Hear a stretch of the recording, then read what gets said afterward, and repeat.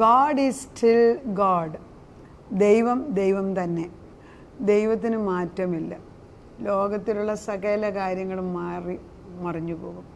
ആകാശം മാറിപ്പോവും, ഭൂതലം നീങ്ങിപ്പോകും, എന്നാൽ എൻ്റെ വചനമോ ഒരു നാളും മാറിപ്പോകത്തില്ല. ആ ഉറപ്പാണ്, ആ കൺസിസ്റ്റൻസി, ഉറച്ച പാറ. എല്ലാം മാറിക്കൊണ്ടിരിക്കുന്ന ഒരു ലോകത്തിൽ മാറാത്തതായിട്ട് ഒരാൾ നമുക്ക് മുമ്പ് നിൽക്കുമ്പം എന്തൊരാശ്വാസമാണ്. ഒരു മനുഷ്യരെ വിശ്വസിക്കാനില്ലാത്തപ്പം എൻ്റെ ദൈവം എൻ്റെ കൂടെയുണ്ട് എന്ന്, എൻ്റെ കുടുംബത്തെ പരിപാലിക്കുന്നവൻ അവനാണ്, അവൻ ഉറച്ച പാറയാണ്, അവൻ്റെ നിഴലിൻ്റെ അടിയിലാണ് ഞാൻ നിൽക്കുന്നത്. കുഞ്ഞുങ്ങൾ എവിടെ പോയാലും അവരെ അറിയുന്ന ഒരു ദൈവമുണ്ട്. ദൈവം ദൈവമാണ്. പിന്നെ ചെറുപ്രായമുള്ള മക്കൾ അവരുദ്ദേശിച്ച ചില കാര്യങ്ങൾ കിട്ടാത്തതിനാൽ പണ്ട് ദൈവത്തെ വിളിച്ചിരുന്നവർ ഇപ്പം ദൈവത്തിൽ നിന്ന് മാറി ജീവിക്കുകയാണ്, പോയിരിക്കുകയാണ്. അതായത് അതിനൊരു എക്സാമ്പിൾ, നമ്മളൊരു കിളിയെ വളർത്തുകയാണ്. കൂട്ടിനകത്തിട്ട് അതിന് വേണ്ടതെല്ലാം കൊടുക്കും, അതിന് വേണ്ട ഭക്ഷണം കൊടുക്കും, കുളിപ്പിക്കും, പിന്നെ അതിന് താലോലിക്കും, ഇതെല്ലാം ചെയ്യും. പക്ഷെ ഒരു ദിവസം നമ്മൾ വിചാരിക്കുക ഈ കൂടൊന്ന് തുറന്ന് വിടാം. അത് കൂട് തുറന്ന് വിട്ട് അതുവരെ പോക്ക് പോയി, പിന്നെ തിരിച്ചു വന്നില്ല. അത് പിന്നെ പോയതങ്ങ് നശിച്ചു പോയി. എന്നാൽ ബുദ്ധിയുള്ള കിളിയാണെങ്കിൽ കുറച്ചു നേരം അതിലെല്ലാം പറഞ്ഞു കഴിഞ്ഞാൽ അത് തിരിച്ചിങ്ങി കയറി വരും. That is called the trust. നമ്മളിപ്പം നമ്മുടെ കുഞ്ഞുങ്ങൾ അങ്ങോട്ട് പോയാലേ നമ്മൾ സഭ മാറിപ്പോയത് എന്നും പറഞ്ഞ് പേടിച്ചിട്ടൊന്നും കാര്യമില്ലെന്ന്.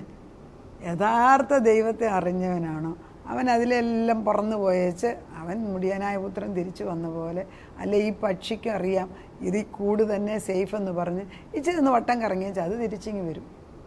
ഗോ ബാക്ക് ഹോം, തിരിച്ചു വരിക, പുരാതന വഴികളിലേക്ക് തിരിച്ചു വരിക, നിന്നെ സൃഷ്ടിച്ച സൃഷ്ടാവിലേക്ക് തിരിച്ചു വരിക. ആ ദൈവം വലിയവനാണ്. അപ്പോൾ നമ്മുടെ കുഞ്ഞുങ്ങളോട് പറയും എന്തുകൊണ്ട് ദൈവത്തെ വിളിക്കുന്നില്ല?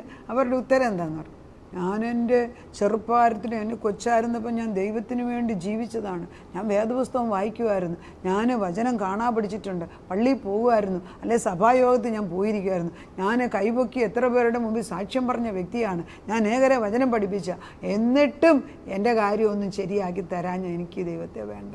Simple. It is A thing which many of the younger generation speak. പെട്ടെന്ന് എല്ലാം കിട്ടുന്ന ഒരു ലോകത്തിൽ ദൈവം സ്വഭാവ ശുദ്ധീകരണമാണ് ആഗ്രഹിക്കുന്നത്. അതുകൊണ്ട് ചോദിക്കുന്ന എല്ലാം തരണം എന്നില്ല. ചോദിക്കുന്നത് കിട്ടാത്തപ്പം ഇതാണ് റിയാക്ഷൻ എങ്കിൽ you have not come mature. നീ മെച്യൂറായിട്ടില്ല, കാര്യപ്രാപ്തിയുള്ളവനായി മാറിയിട്ടില്ല.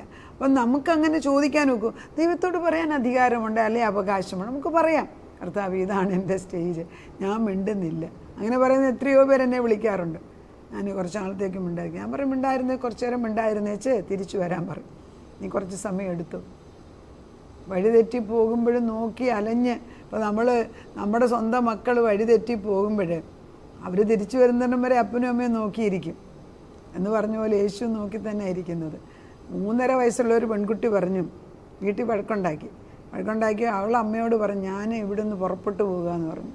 അപ്പോൾ അവിടെ ബാക്ക് പാക്കൊക്കെ എടുത്ത് അവിടെ ഒരു സ്ലേറ്റോ കുറച്ച് ചോക്കും ഒരു ഡ്രിങ്ക്സും പിന്നെ അവൾ കുറച്ച് സാധനമൊക്കെ എടുത്ത് വെച്ചേച്ച് അവൾ പറഞ്ഞു ഞാൻ പോകുക എന്ന് പറഞ്ഞു. അപ്പോൾ അമ്മ പറഞ്ഞു, ഒരു കോമ്പൗണ്ടിലാണ് താമസിക്കുന്നത്, അമ്മ പറഞ്ഞു പോയിക്കോളാൻ പറഞ്ഞു. അപ്പോൾ അവൾ ഈ ബാക്ക് പാക്കൊക്കെ എടുത്ത് വീട്ടിൽ നിന്ന് പുറത്തിറങ്ങി പോവുകയാണ്. അപ്പോൾ ഈ അമ്മയ്ക്കറിയാം അങ്ങ് വേറൊരു വീട്ടിലെ ഇവിടെ ഒരു കൂട്ടുകാരിയുണ്ട്, വേറെങ്ങും വീട് അറിയത്തില്ല.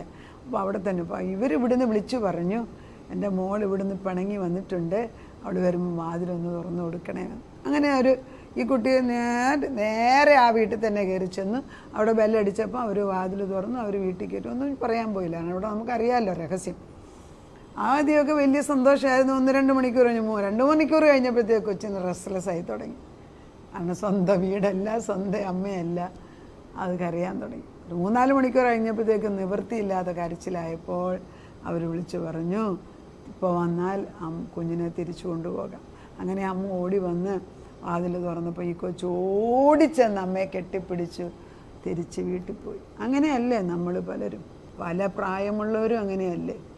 സത്യദൈവത്തെ അറിയാതെ അവൻ്റെ സ്നേഹത്തിൽ അനുഭവിച്ചിട്ടും വേറെ ഏതോ ചെറിയ കാര്യം പറഞ്ഞ് അലഞ്ഞ് നടക്കുമ്പം ദൈവം തിരിച്ചു വിളിക്കുമ്പം കടന്നു വാ, തിരിച്ചു വാ, ദൈവത്തിൻ്റെ ആത്മാവ് നമ്മളെ വിളിച്ചു വരികയാണ്. അപ്പം ആ ദൈവത്തിന് മാറ്റമില്ല.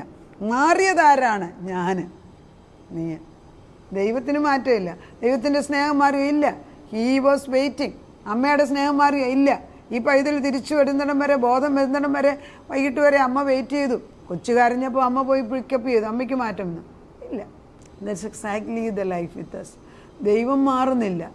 ദൈവം നമ്മളെ എന്നും സ്വീകരിക്കുന്ന ഒരു ദൈവമാണ്. കർത്താവ് ഈ ഒരു ബോധം അനേക മക്കളിൽ വചനം വന്ന് ചൊല്ലുമ്പം കൊള്ളണം. God is still God. എല്ലാം മാറും.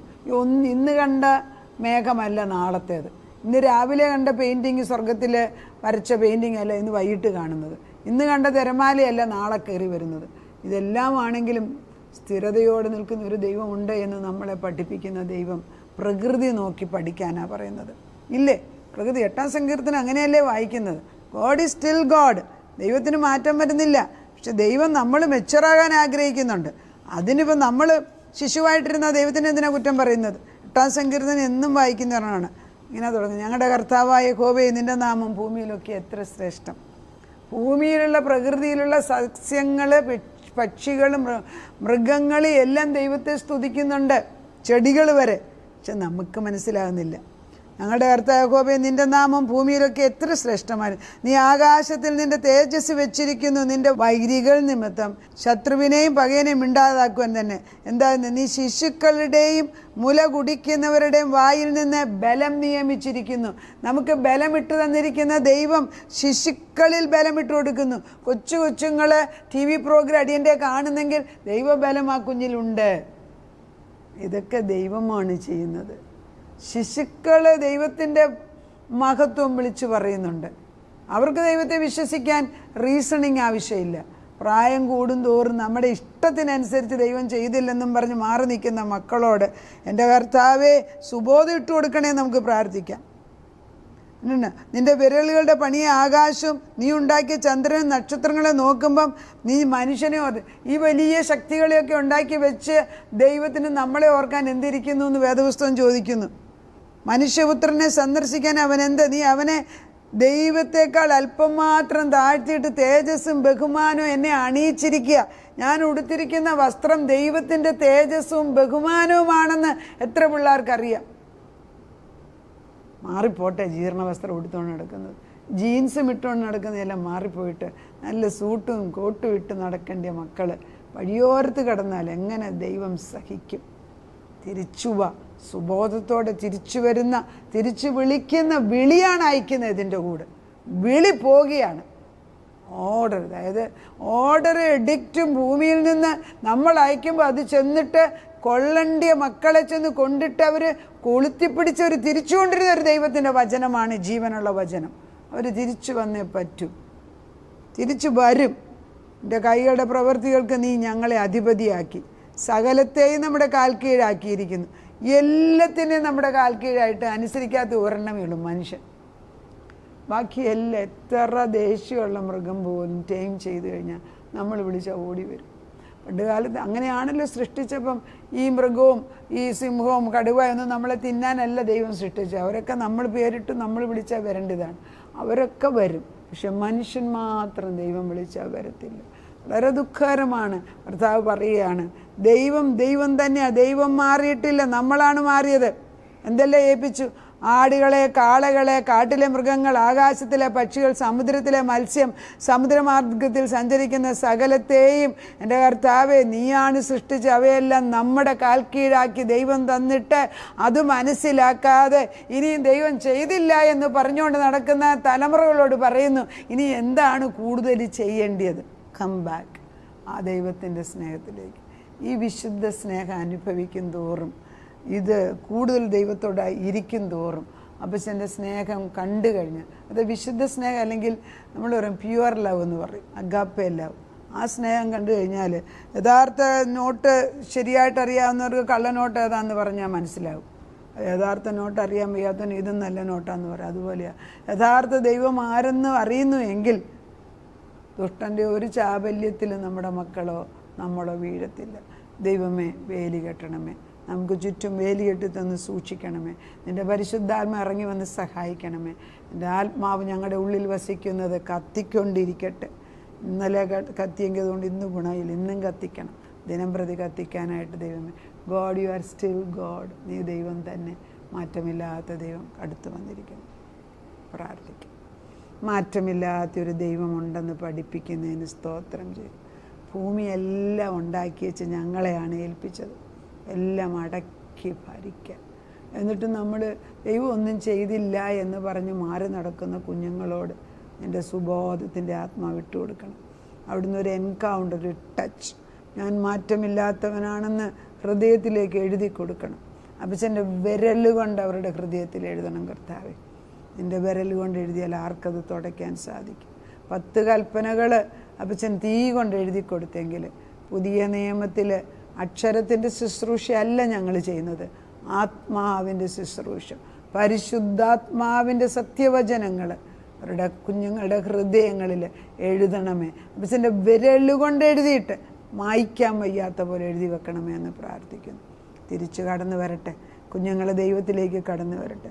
നിന്നെ നേരിട്ട് കാണാനുള്ള ഭാഗ്യം ഈ ലോകത്തിൽ വെച്ചാണ് നേടേണ്ടത്. അതിനി സമയമില്ല അപ്പച്ച, ഇനി താമസിപ്പിക്കല്ലേ. ഉടയനായ പുത്രൻ തിരിച്ചു വന്നതുപോലെ വഴിയോരത്ത് നടക്കുന്ന കുഞ്ഞുങ്ങൾ കള്ളിനും ഡ്രഗ്സിനും ഡ്രിങ്ക്സിനും അടിമയായിട്ട് കിടക്കുന്നവരെ പൊക്കിയെടുത്തുകൊണ്ട് വരിക.